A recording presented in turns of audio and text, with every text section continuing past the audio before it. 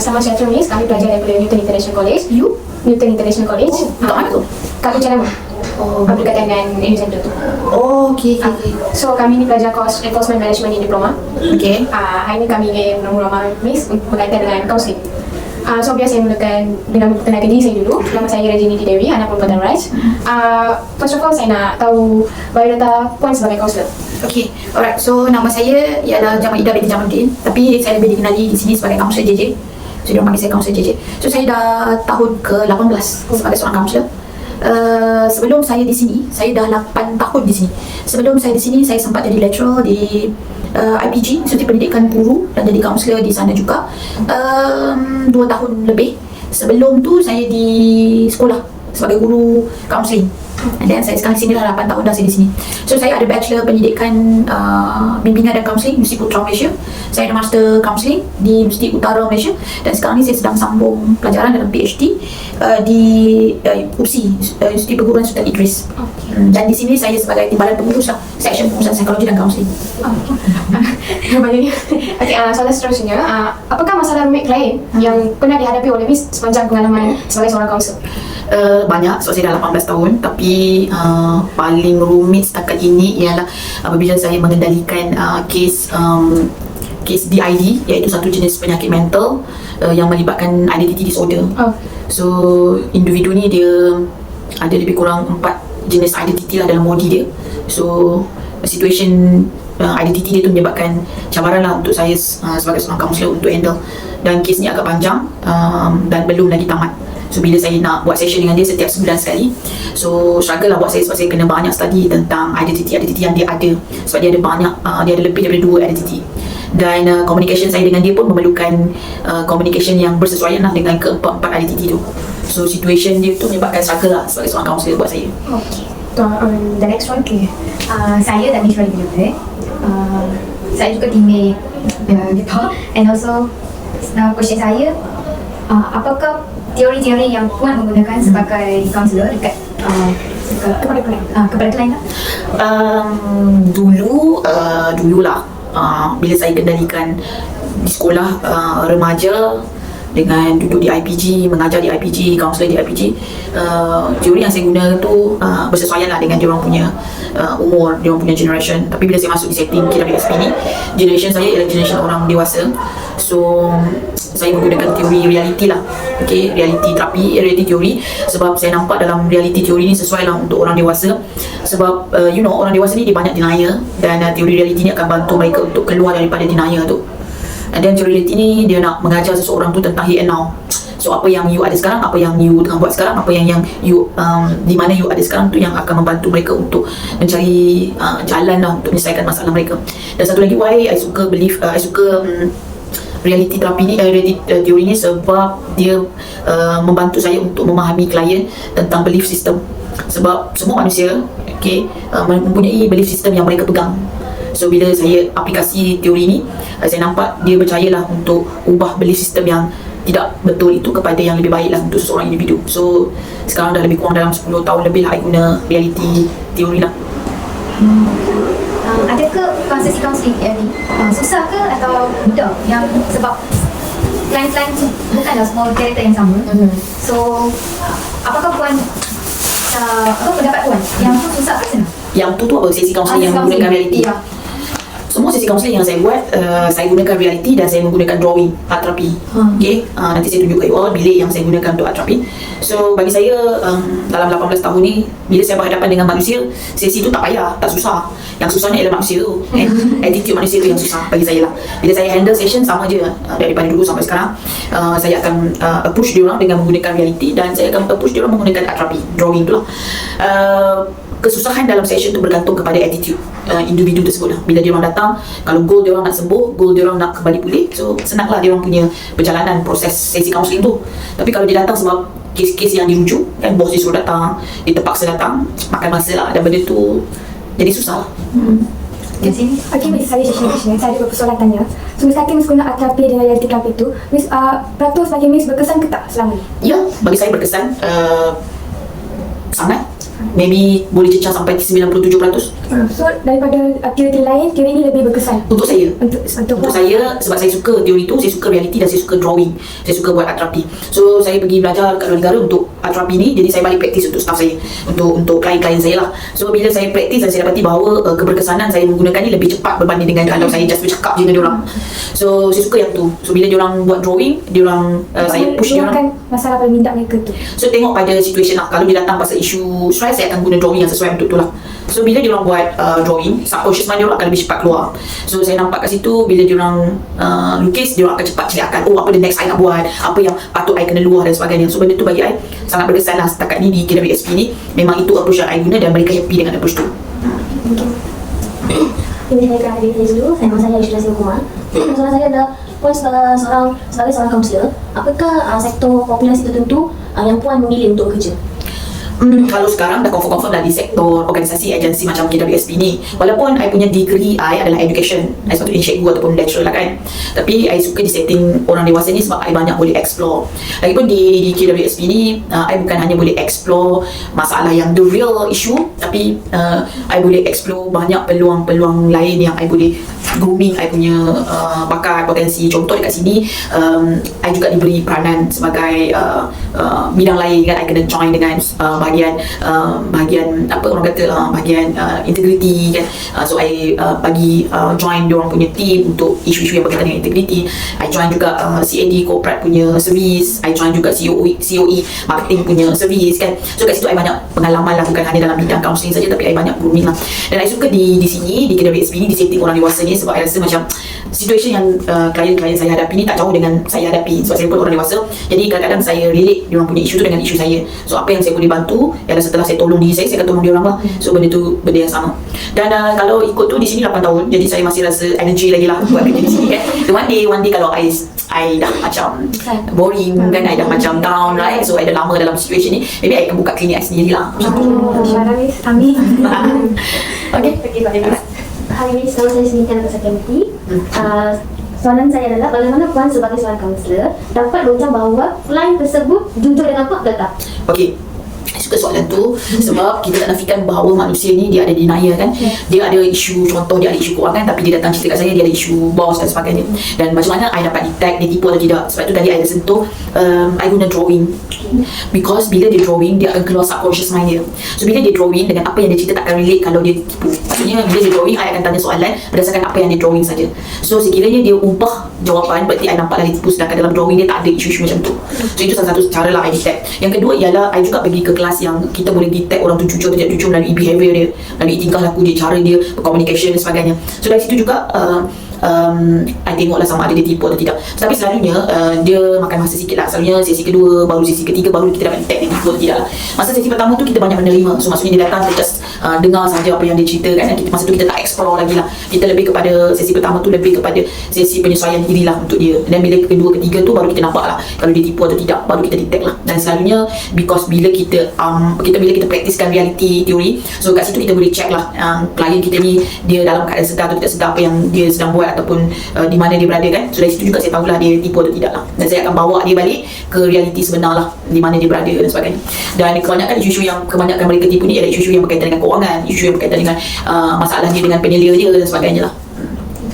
Ini saya tanya, kalau kes like suicide, kan ada banyak jenis, misalnya jumpa klien macam-macam kan, beberapa saya tanya macam nak dapat selesaikan masalah dia klien tu, berapa sesi Puan akan perlu buat kan? Okay, dia tengok pada situation jugalah. Kalau yang berkaitan dengan self harm, so once dia dah ada self harm, dia mencederakan diri dia, the first kali yang saya buat ialah saya kena bagi dia assessment dululah untuk tengok sama ada dari segi kesihatan mental dia okey ataupun tidak. So katakanlah dari segi kesihatan mental dia tidak okey, so daripada result assessment dia tu tidak okey, maka dia akan buat lagi sesi kedua dan sesi ketiga dengan saya.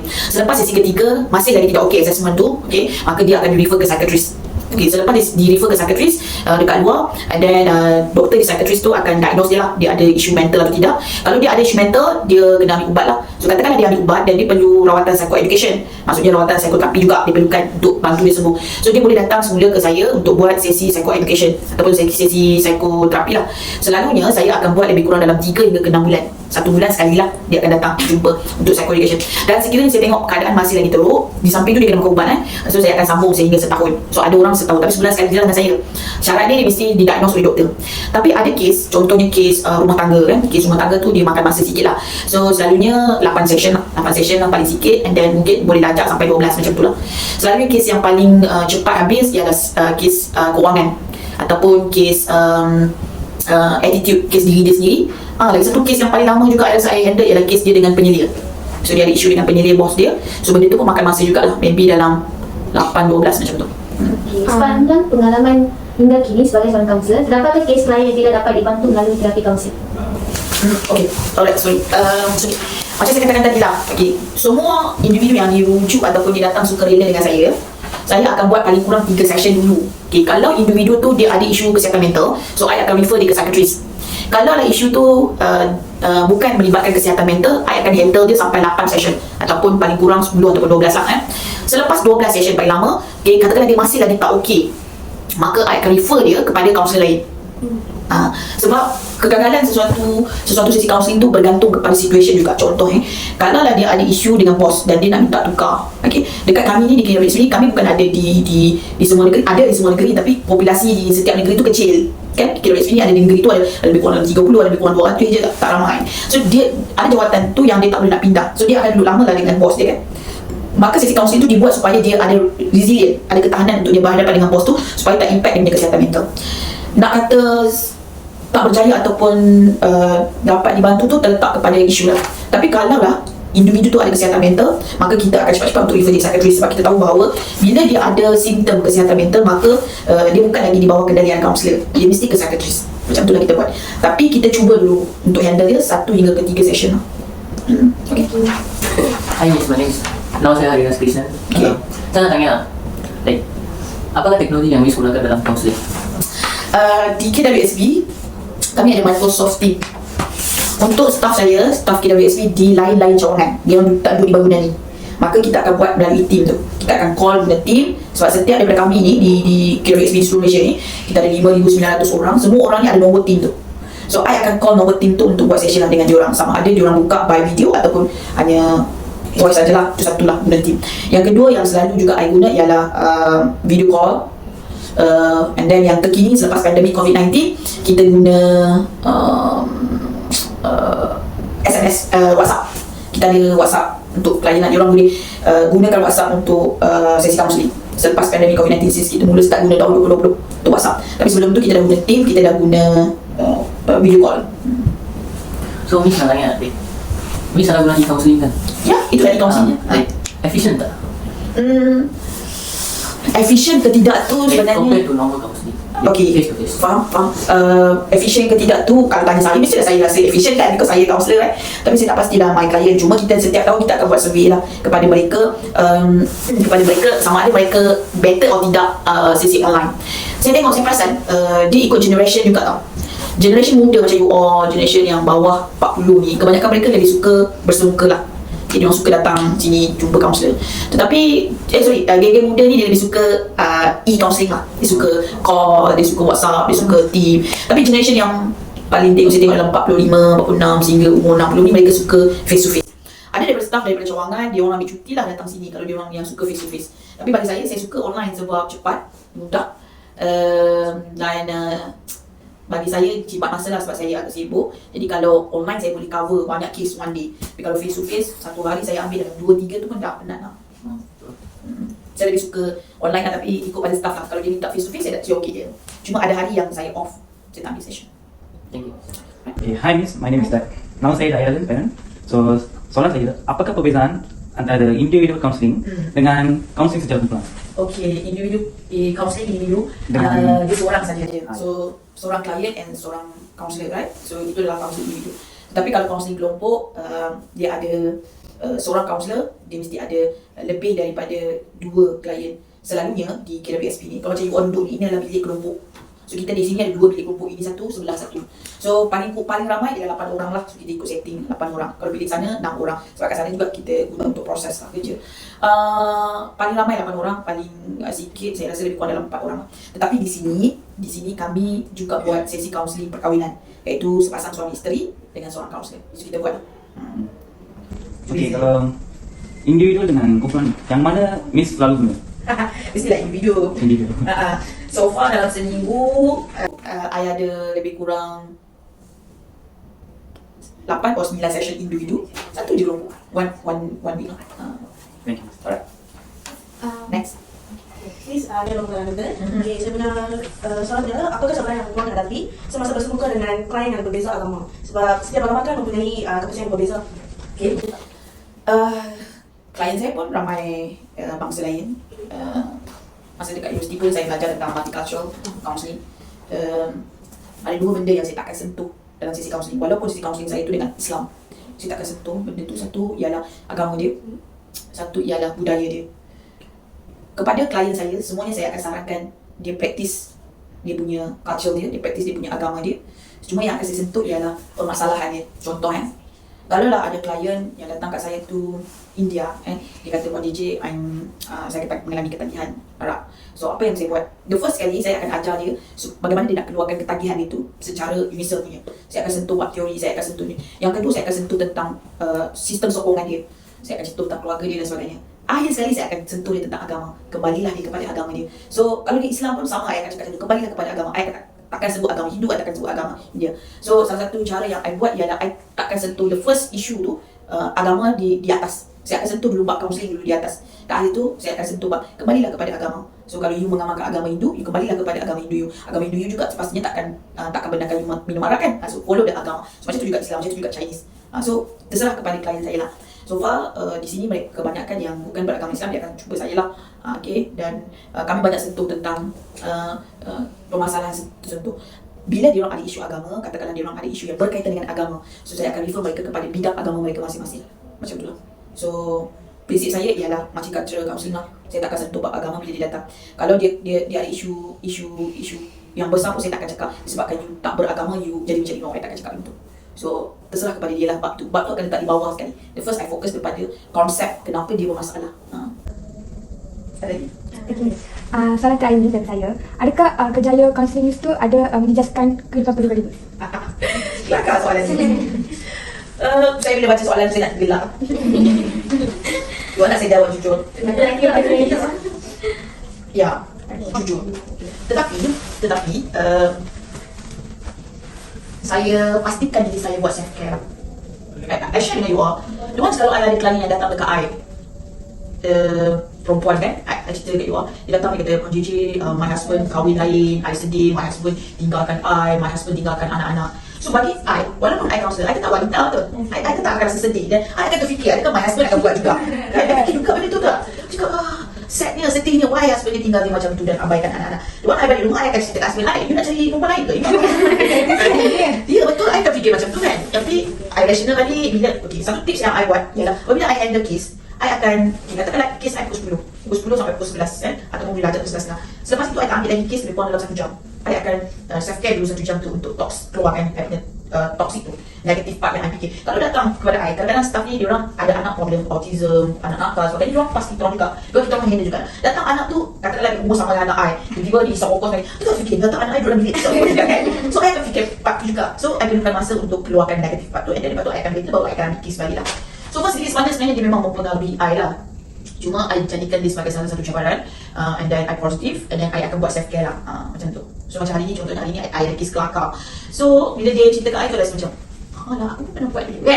So I dah cakap semua sedihnya sebab aku pernah buat orang dulu. So dia terbawa tapi I tak adalah sampai I down terus, tak ada lah. Masih mempengaruhi lah. Cuma I relax lah. Buatlah self care. Sebab you know, kalau you all belajar counselling, you all tahu kita belajar counselling because kita nak bantu diri kita dulu. Untuk bantu orang lain. Yes, betul. So normal lah kalau kita berada dalam situasi yang macam tu kan. Sebab kita tahu kita belajar counselling because nak bantu diri kita dulu, nak relaxkan diri kita dulu, baru kita boleh bantu orang lain kan. Macam tu lah. Okay, Miss, kami kan tengah belajar bidang pemerkosaan. So adakah masa klien yang ada bawa pada klien ke polis? Banyak. So kat sini ada pemerkosaan. Okay, boleh share something yang interesting case. Macam mana dilibatkan klien tu sehingga kita buat crime tu? Kat sini kita ada satu jawatan penguasaan. And then kita ada cawangan yang handle penguasaan lah. Tengok pada cawangan lah. Ada cawangan sampai 60 orang, ada cawangan dalam 5-6 macam tu je lah. Ikut spot, ada spot A, spot B, spot C. Kebanyakan kes mereka ni, penguasaan ni ialah yang melibatkan mahkamah, yang pernah I handle ialah pasal ahli tak bayar lah. Macam tu lah. Tapi I pernah handle satu kes, tapi kesudahan dia ialah net court juga dia dicederakan oleh kita punya ahli lah. Macam tu. Cuma I bantu dia dari segi traumatize dia. Dari segi dia punya proses crime dia tu diuruskan di sini kita jabatan undang-undang juga. So dia orang uruskan crime, I uruskan dia trauma. Macam tu. Itu yang paling panjang lah I rasa handle. But nama dia, it's hard to go away. Yes, betul. Because selepas dia dicederakan tu dia nak stop kerja kan. So kita fikir salah satu cara ialah untuk bantu dia sebab dia adalah individu yang perform. Dan kita bantu dia untuk keluarkan dia punya trauma akibat ketakutan dia juga. Sebab dia tak balik keluar rumah, dia menjerit macam tu lah. So dari segi crime dia diuruskan oleh jabatan undang-undang, tapi I dari segi emotion dan trauma. Thank you, Miss. Miss. Okay, so kalau you nak tengok video-video pun boleh lah. Okay, sebelum tu, saya sedikit sanggup hati keluarkan masa semua. Bagi satu hati, apa yang kau mampu lah. Okay, thank you. Sampai ni. So,